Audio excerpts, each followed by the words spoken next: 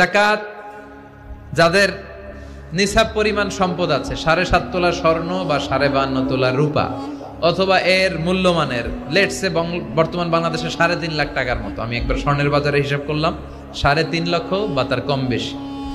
আপনার বাড়ি ভাড়া, আপনার গ্যাস বিল, বিদ্যুৎ বিল, আপনার চিকিৎসা, আপনার ছেলে মেয়েদের খরচ, আপনার ঋণ টিন সব দেওয়ার পরেও অলস 3.5 লক্ষ টাকা যদি আপনার কাছে থাকে, কত? এবং যেই দিন 3.5 লক্ষ টাকার মালিক হবেন ওই দিনের ডেটটা আপনি ডায়েরিতে টুকে রাখবেন। ওইটা হচ্ছে আপনার নিসাব বর্ষ শুরু। এক একজনের নিসাব বর্ষ এক এক দিন থেকে শুরু। এজন্য যেদিনই 3,50,000 টাকার মালিক হবেন এক্সট্রা লিখে রাখবেন যে আমি আজকে কয় তারিখ, 6 মার্চ, আমি 6 মার্চ 3,50,000 টাকার মালিক হয়েছি, ডায়েরিতে লিখে রাখছেন।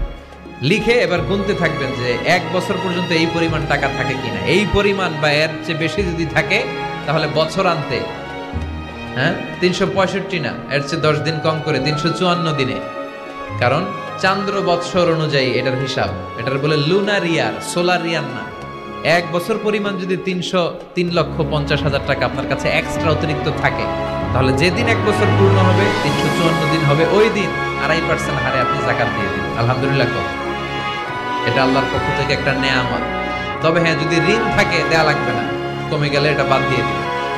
স্ত্রীর হিসাব আলাদা, ইসলামে হাজবেন্ড ওয়াইফের ব্যালেন্স আলাদা। আপনার যাকাত আপনি দিবেন, ওনারটা উনি দিবেন, দুজনে মিলে না। ওনার সম্পদের হিসাব উনি করবে। এটা হচ্ছে যাকাতের সিস্টেম। আচ্ছা, এরপরে ওশর আর নিসফে ওশর।